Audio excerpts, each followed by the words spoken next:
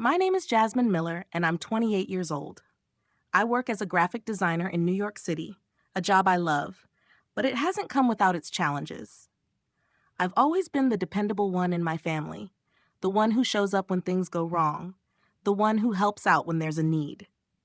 From a young age, I was conditioned to take care of things, to be the steady hand that kept everything together. I didn't mind it at first. I actually felt proud of being that person. But as I got older, I realized that I had become the family's fallback, the one they leaned on whenever things got tough, financially or emotionally. And honestly, it started to feel like more of a burden than a blessing. It wasn't that I minded helping them out when they needed it. After all, they were my family. But it was the constant expectations, the assumption that I would always be there to bail them out. It started small, loans to cover bills or unexpected expenses. Then it escalated, co-signing loans for my dad's business, helping Sophie pay off credit card bills, covering hospital costs when my mom's insurance didn't cover it. Each time I helped, I did it with the understanding that they'd pay me back or at least acknowledge the sacrifice. But that never happened. They always seemed to expect it from me without any appreciation, as if I was just an endless source of support without any needs of my own. The breaking point came when my mom called me one evening. I had just wrapped up a project and was sitting at my desk, trying to get some creative work done. I was juggling multiple deadlines and needed a break. But the call interrupted my thoughts. My mom casually told me the family was planning a luxury trip to Paris. Flights are $1,500 each, but if you can't afford it, stay behind, she said, as if that was the only option. I didn't know what to say. I didn't argue. I didn't even ask what she meant by that. I just nodded, though I could feel the sting of her words. I had been saving for months, planning a trip of my own to unwind, something I had put on hold for far too long. But I always ended up pushing my own plans aside for the sake of my family. And here I was again, being asked to choose between a luxury vacation I didn't even want and the family that seemed to take my support for granted. The next day, as I was catching up on some work, I received an alert from my credit card app. I froze as I opened the notification. 4 business class tickets to Paris charged to my account. I stared at the screen in disbelief. My heart raced, and I felt the familiar wave of frustration rise in my chest. I hadn't made that purchase. I knew exactly who had. Mom, Dad, Sophie, and Sophie's boyfriend, James. They had charged the flights to my credit card without asking. Again. This wasn't the first time. It had happened before, small amounts here and there, but this was different. This time, it felt like the last straw. They had crossed a line, and I had finally reached my limit. I sat there, staring at my phone screen for what felt like an eternity, my mind racing as I processed what had just happened. I didn't even know how to feel anymore. Anger, betrayal, frustration, or a mixture of all of them. I locked my phone and set it down, but the sting of it didn't go away. The whole situation felt familiar, like a constant replay of a song I no longer wanted to hear.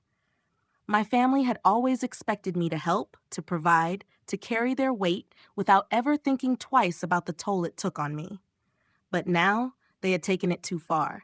It wasn't just about the money, it was the principle of it. They had used my credit card without asking, without considering how I might feel, just assuming that I would always be there for them. And that was the part that hurt the most. I immediately went into my credit card app and locked the account. I disputed the charges, each one more enraging than the last. My fingers were trembling as I tapped Dispute All, locking my account in a firm decision I hadn't made before. This time, I wasn't going to let it slide. This time, I was done. I sat back in my chair, staring at the screen, trying to steady my breathing. I was angry, but I also felt something else. Relief. It was the first time in a long while I had taken control, the first time I had done something for myself. It was a small victory, but a victory nonetheless. I was interrupted by a message from Sophie. Why isn't the payment going through? We're at the check-in counter. It was as if they expected everything to just go smoothly, like I was a machine programmed to say yes. I wiped my hands on my jeans and took a deep breath before typing my response. What you said? It wasn't the answer she expected. I was sure of that. But it was the only response that felt right. I wasn't going to be manipulated anymore. I stayed behind that day. But unlike what they expected, I didn't stay behind to pick up the pieces or clean up their mess. I booked my own getaway, a trip to a quiet beach destination where I could relax without the weight of my family's expectations pressing down on me. For once, I was going to do something for myself, something I didn't have to justify or explain to anyone. It felt strange at first, almost like I was doing something wrong. But I wasn't. I was finally standing up for myself. The next morning, my phone rang. It was Dad. I didn't answer. A few hours later, there was a knock on my door. I didn't open it. He stood there, in the hallway, just like he had every time he needed something, acting like he had every right to be there. But this time, I didn't move. I didn't let him in. I didn't let him manipulate me. This wasn't about the money anymore. It was about the years of being used, being the one who always had to sacrifice for them. I was tired. I had given enough. I didn't open the door when Dad knocked. I could hear him from the other side, calling my name in that familiar way he always did when he needed something. It was a tone that always made me feel guilty, like I was supposed to drop everything just because he asked. But today, I wasn't going to fall for it.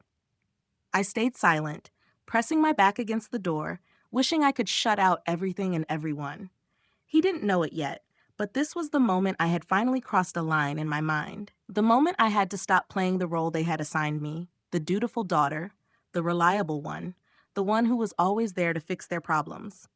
I heard him sigh from the other side, a low, disappointed sound that twisted something in my chest. The guilt was creeping in, but I shut it down. I had been trained my whole life to believe that saying no meant I was selfish, that I didn't care enough. But today I saw it differently. No wasn't selfish. It was necessary.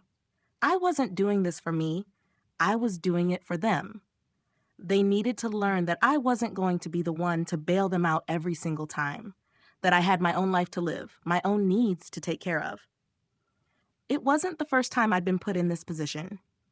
When I was 24, Sophie asked me to borrow my credit card for a last-minute gift for her boyfriend James, whose birthday was the following weekend. She assured me it was just $200, a small gesture for his big day. At first, I didn't hesitate. After all, it was just a small favor. But Sophie never paid me back. She promised she would, but weeks passed and nothing ever came of it. I reminded her several times, but the money never came back to me. Then there was Dad. I still remember when he asked me to co-sign a loan for his business venture. It's for the family, he said. This is for the future.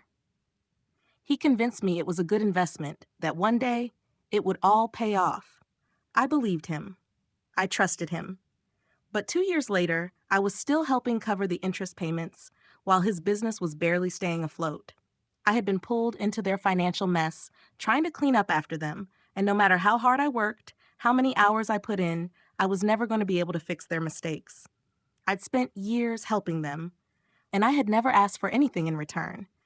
I was always the one making sacrifices, giving up my own plans, my own dreams for them. And yet when I needed help, when I needed a break, it was always the same excuse. We're too busy, or can't you just help us out this time?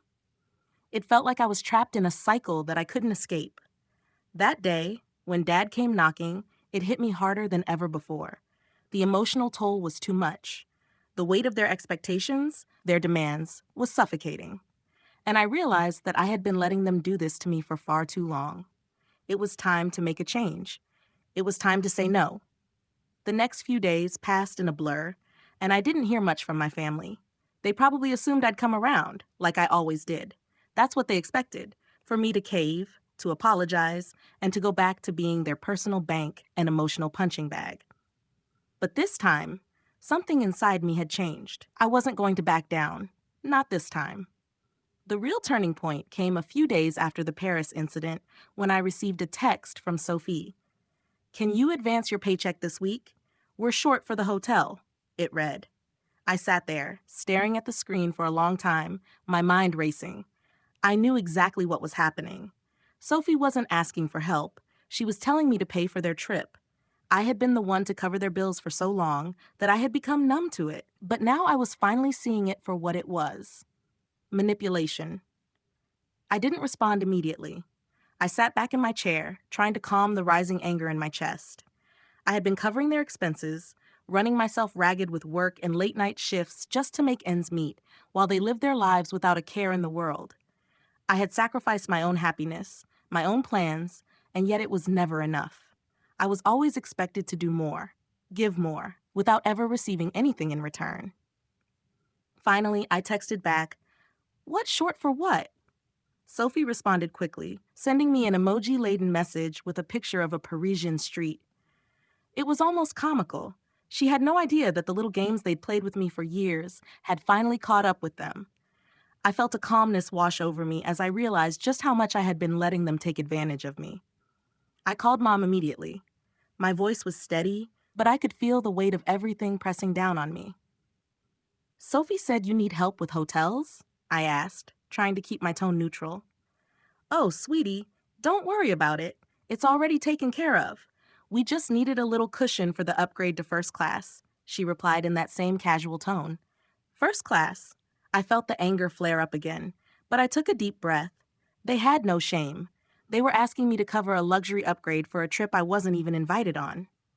"Look, Jasmine," she continued, "if you wanted to come, you should have said something. But at this point, the flights are over $7,000 each. If you can't afford it, it's okay. Just sit this one out. No hard feelings." No hard feelings. I was absolutely stunned. This was the moment when I realized that they didn't even see me as a person anymore. To them, I wasn't a daughter or a sister. I was a walking bank account, there to fund their luxury vacations and solve their problems without ever being thanked or acknowledged. I didn't argue. I just hung up. It felt like the final straw. I didn't care about the trip anymore. I didn't care about the money.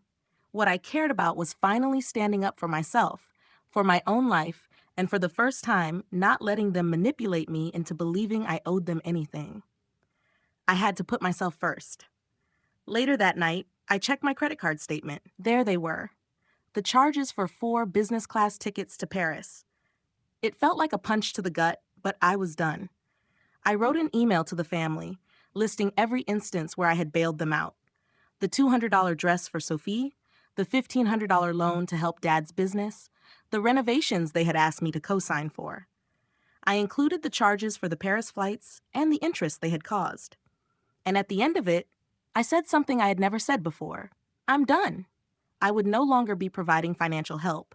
I pressed send, feeling a wave of relief wash over me. But deep down, I knew this wasn't the end. The fight was just beginning. I thought once I sent that email, things would settle down. I imagined they'd take a moment to read it, realize what they'd done, and maybe even apologize. I was wrong. Instead, the response was exactly what I had expected: a flood of guilt, anger, and manipulation. Sophie's first text came in less than an hour. "You've gone too far. We're family. You can't just leave us hanging like this." It was typical.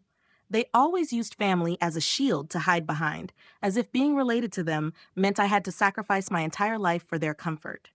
I stared at the message, feeling a familiar sting in my chest. It used to hurt to hear those words. We're family. But this time it didn't. This time, it only solidified what I already knew. They didn't value me. They only saw me as a tool to get what they wanted. My phone buzzed again. It was Mom, calling me in tears, her voice quivering through the phone. "Jasmine, you're punishing your father," she sobbed. "He's heartbroken. You know how much he's done for you." I felt my temper flare. How much he's done for me? I was the one who had been holding this family together, financially and emotionally, for years. I was the one who stepped in when they needed money, when they needed help. But did I ever ask for the same in return? No. Never. I took a deep breath before replying calmly, "I'm not punishing anyone. I'm just not going to keep being used. I've had enough." The words felt like a weight had been lifted off me. For once, I wasn't apologizing for something that wasn't my fault. But even after I said it, I could feel their resistance. My phone didn't stop buzzing with messages from Mom, all trying to make me feel guilty. "I can't believe you're doing this to us. This is so unfair." They kept repeating the same things over and over. They couldn't understand that what I was doing wasn't about being unfair. It was about me finally setting a boundary. The next day, I received an email from Dad. It was short, but it hit hard. "We raised you better than this." The familiar guilt-tripping tone was there. as if their actions were justified by the fact that they were my parents. It was as if I was supposed to swallow the years of frustration, the broken promises, and the manipulation, all because they were the ones who raised me. I didn't reply. I didn't need to. His words were a last-ditch effort to manipulate me into coming back into the fold, to remind me that family meant putting aside my needs for theirs. But I didn't buy it anymore. A few days later, I got a notification from my bank. Someone had attempted to use my frozen credit card again, this time for a car rental in Paris. My stomach sank as I saw the transaction details. James had tried to charge it. I immediately contacted the fraud department, my heart racing as I explained what had happened. They assured me everything would be documented. The audacity of it all. It was one thing to use my card once, but to keep trying to take from me after I'd already locked the account? That was a whole new level of disrespect. I sat down at my desk that evening, feeling a sense of clarity wash over me. I had all the proof I needed, the final confirmation that my family had crossed a line. They didn't care about me or my boundaries. They cared only about what they could get. That night, as I sat there organizing the evidence, something else clicked. I wasn't just fighting for my financial independence anymore. I was fighting for my emotional well-being. I was standing up for myself in a way I never had before. And it felt damn good. The days that followed felt oddly quiet. There was no more constant bombardment of messages or calls from my family.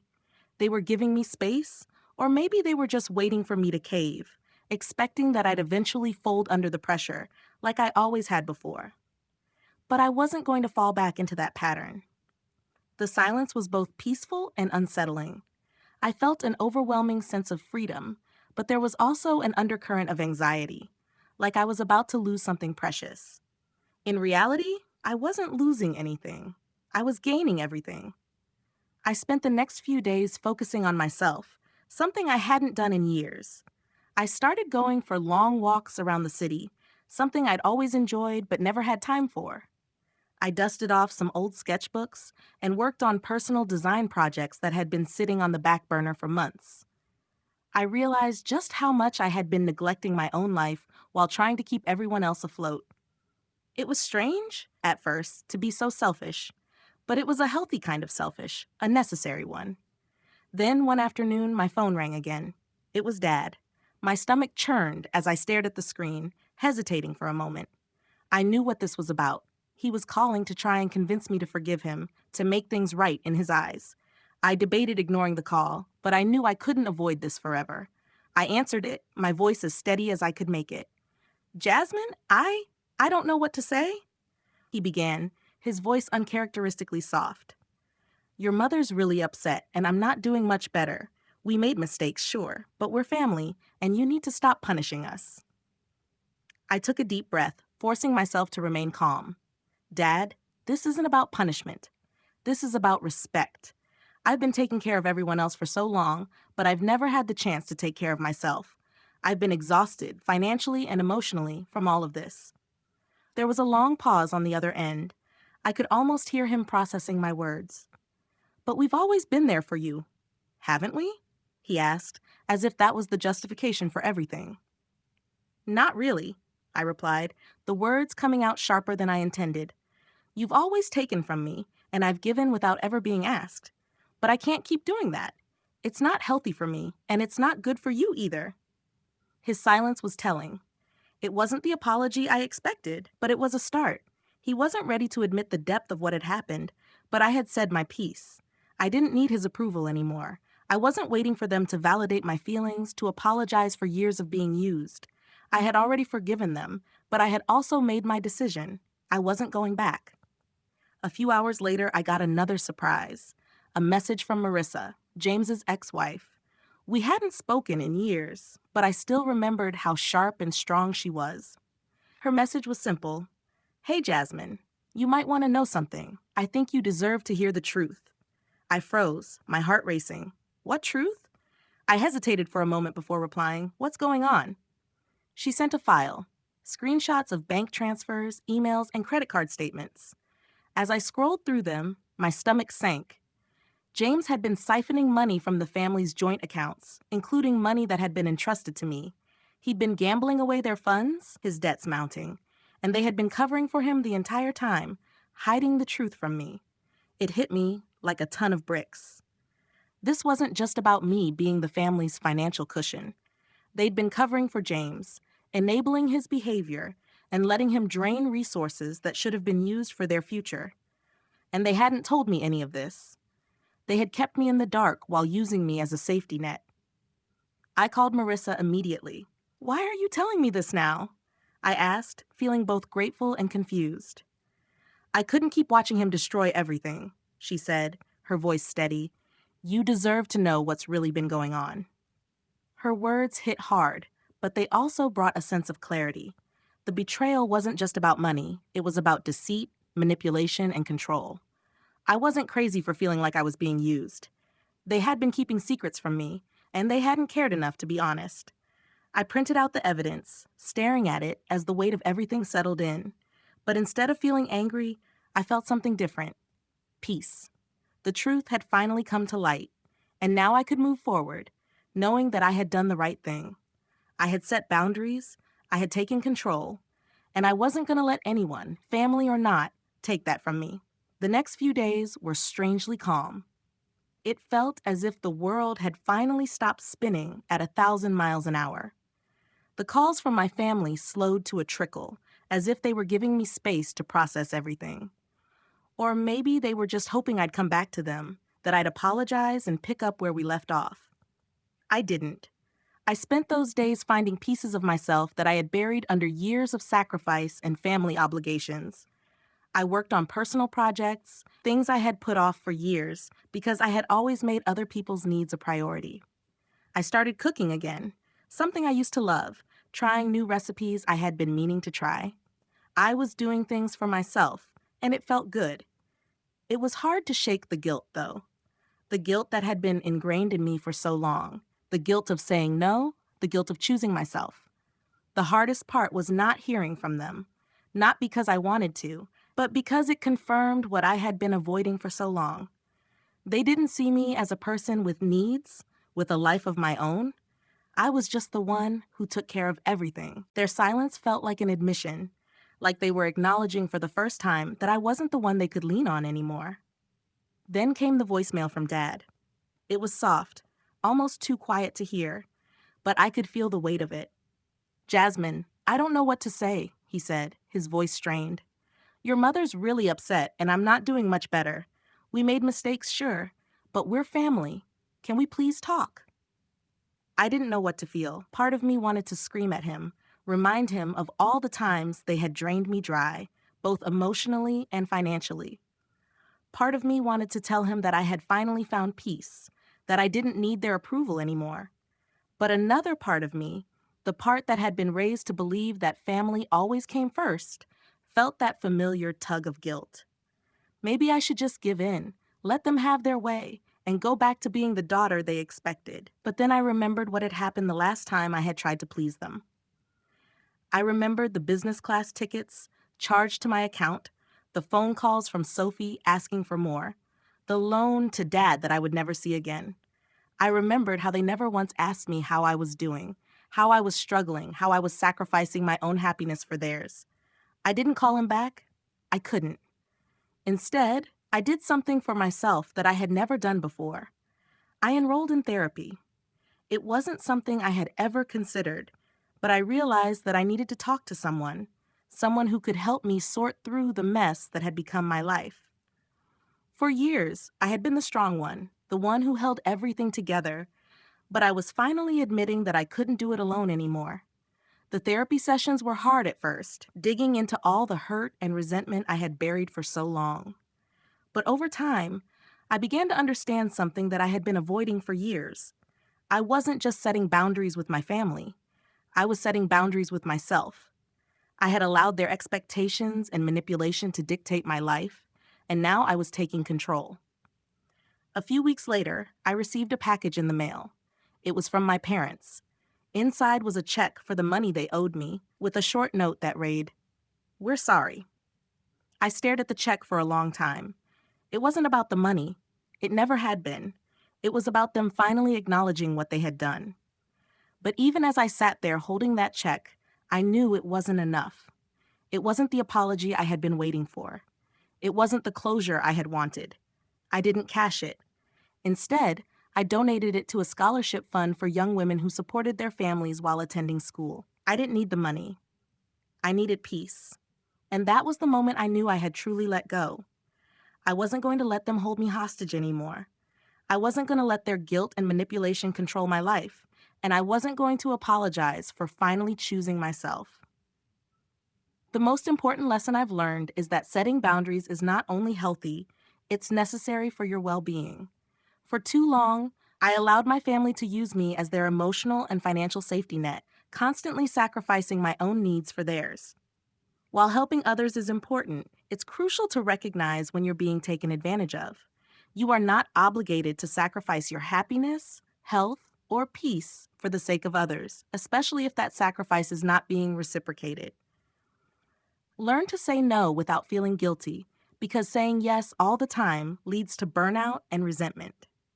Your time, energy, and resources are valuable, and they should be respected. It's also vital to remember that self-care is not selfish. It's okay to put yourself first, especially when you've been giving so much of yourself to others. Take time to discover what makes you happy and fulfilled, and prioritize it. Don't wait for others to validate your worth. Take control of your life and your boundaries, and don't let anyone make you feel like you owe them anything in exchange for love or family. Choose peace and independence. You deserve it.